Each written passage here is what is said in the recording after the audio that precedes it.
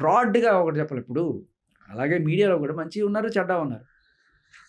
అవును. సో, అలాగే పోలీసుల్లో కూడా. అన్ని చోట్ల ఉంటారు. సినిమా ఇండస్ట్రీలో కూడా మంచి, చెడు అన్ని చోట్ల ఉంటాయి. కానీ చెడుని ఎంకరేజ్ చేయకూడదు. అదే చేస్తున్నారు కొన్ని మీడియా.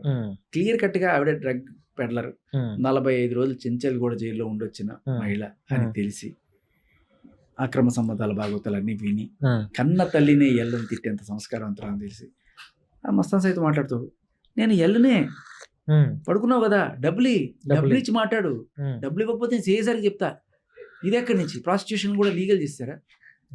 ఇటువంటి మాటలు ఇంత అంటే అంత చెడ్డ మనిషి అని తెలిసిన తర్వాత కూడా భుజాలకు ఎత్తుకొని మోస్తున్నారు అంటే ఇంకా డబ్బులా లేకపోతే ఏంటి వాళ్ళ విచక్షణ ఎక్కడ పోయిందో అర్థం కాదు. ఇప్పుడు ఆమెకి డబ్బులు ఇస్తే సరిపోతుందండి, దానికోసమేనా?